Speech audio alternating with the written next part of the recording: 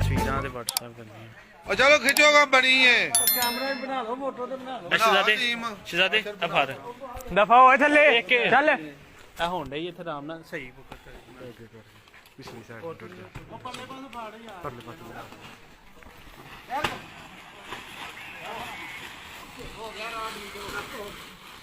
ਤੈਨੂੰ ਪਤਾ ਇਹ ਸਾਰੀ ਕੁਰਸੀ ਜਿਹੜੀ ਬਾਹਰ ਕੱਢ ਹੋ ਨਹੀਂ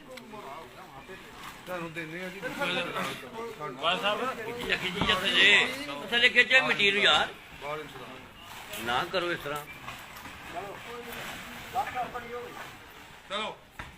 ਚਲੋ ਕੱਢੋ ਹੁਣ ਬਾਹਰ ਲੋ